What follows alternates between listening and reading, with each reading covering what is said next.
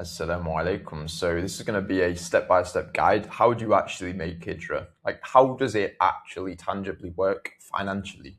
So for context, I was able to scale a coaching business to 9.7K a month, alhamdulillah. And yeah, this is exactly the teachings that I'm going to be sharing with you. How do you do something similar? So for context, this is if you are single with no children, that is what this method is designed for. So yeah, inshallah, if you are in that position, then we can continue. So what is the step one? It's going to be to save 7K to 13K dollars by whatever means necessary. So obviously, if you've not done Hijrah yet, you're living in the West, most likely. So to save up 7K to 13K is very, very doable. It really is, by whatever means necessary. So work multiple jobs, do whatever means, you know right now, whatever that means, whether that means just not spending, literally not spending anything beyond what's necessary, you're going to be able to get to that point probably quite quickly. So save up to the 7 to 13K mark. So yeah, inshallah, you're going to be able to do that. Really, really, really, really don't be thinking right now, no, I can't do that, because everyone can do that. Everyone can absolutely do that. Either you're overspending at least a few hundred per month, but probably even more, or you can get an extra job or something like this. So get to this point, and inshallah, you have either you're already at that point, either you already have that savings, or you're confident, yeah, you can make it. So what do you do next? Fly to Indonesia or Malaysia. So why? Your living expenses are going to be around $500 a month. Not just are you going to be living in a Muslim country, you're going to be living in a new environment, which does so much for you mentally. Because let's say you was just to go and live at your family's home or something, there's going to be a lot of distractions and it's going to be your typical environment. But if you're going to go to Indonesia or Malaysia, your living expenses are going to be about $500 a month, and you're going to be living like a digital nomad, which gets you into the mind frame, and you're going to be around different digital nomads. You're going to be in the mindset of, okay, now I'm a business owner online. Even if you've not made money yet, you still are going to be like that. So you're going to be able to live in a very nice Airbnb apartment, which is going to cost you around $300 a month, $400 a month maybe.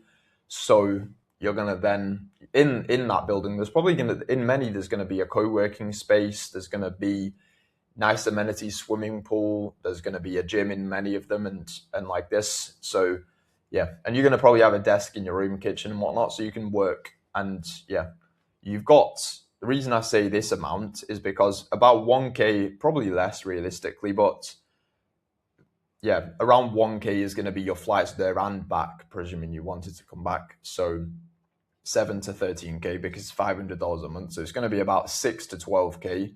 6K is going to last you around a year. 12K is going to last you around 2 years. So 2 years of living expenses. Now, you're probably thinking, yeah, if I had 2 years where I could just dedicate 100% of my time to business, I could absolutely make it work. You're probably like that right now.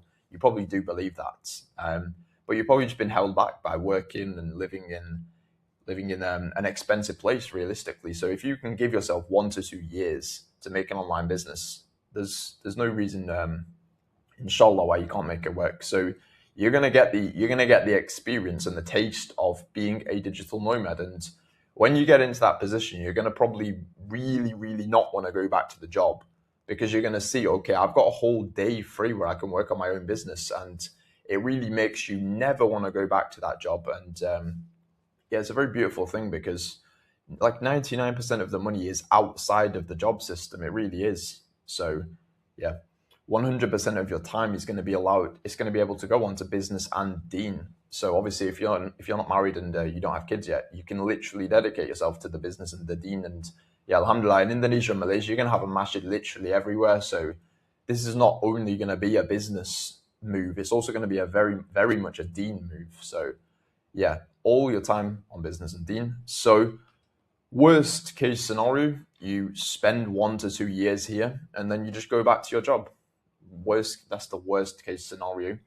Best case, you've got an online business, you're living in the Muslim world, and it's a very, very, like risk to reward ratio of that is absolutely incredible.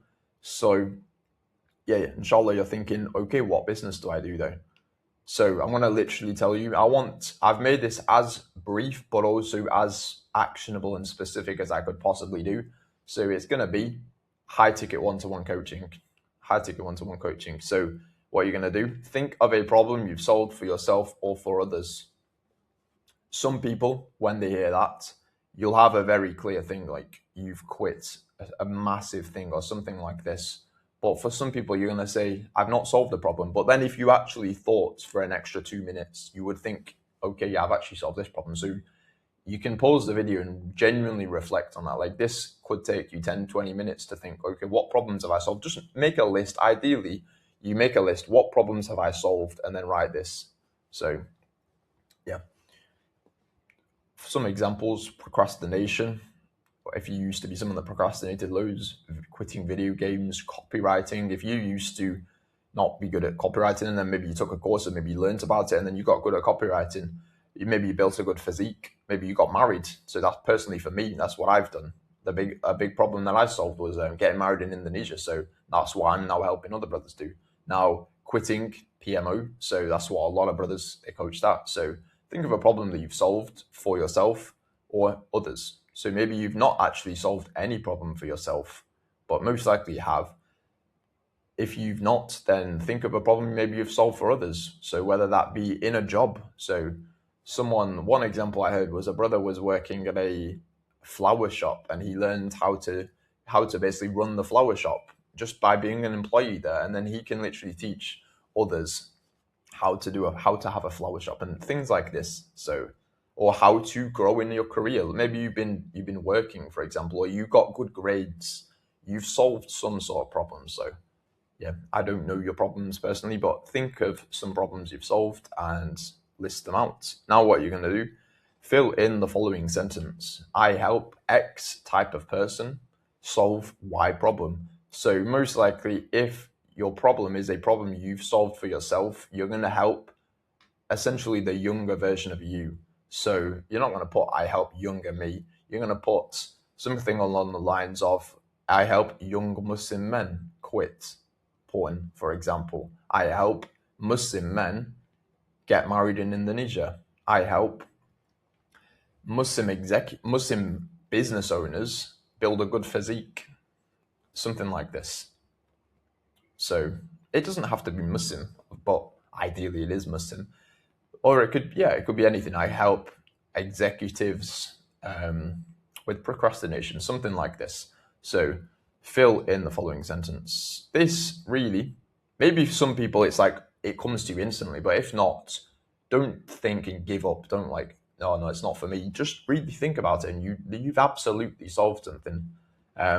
And at the time, that thing was a big problem to you. So don't be thinking, oh no, it's not that big. It's high ticket. I can't do high ticket. Don't be thinking like that. Be thinking really, that was a big problem to you at the time. So just because it's not a problem to you now, just remember that and think that was a huge problem. If I could help someone solve that, that's a beautiful, beautiful thing. And people would actually pay a lot of money for that. So yeah. Some examples, I help Muslim coaches get more leads. I help men of faith quit porn. I help Muslim men get married in Indonesia. That's personally mine. So 3 work tasks for you daily. Like, what do you actually do? Because I don't want to just give theory. I don't want to give you, here's your plan. Here's your plan is you've got a problem. You've got a person you're going to try and solve and help.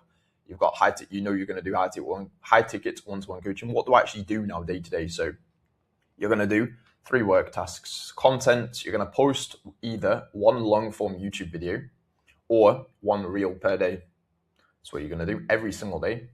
So some people, maybe there's loads of friction that comes to your mind there and you're like, no, I really don't want to do that. It's going to be embarrassing, blah, blah, blah. But as you just post the first video and that's the hardest task is posting the first video. If you post that first video, just do it. Like really, really, really just do it. Content is absolutely huge, and content's the way you're going to scale the most. So content is absolutely massive. You really don't need a big audience at all to make a lot of money. Like I remember in my previous coaching business, I had like 200 subscribers on YouTube and I was doing my content. My content was actually in school.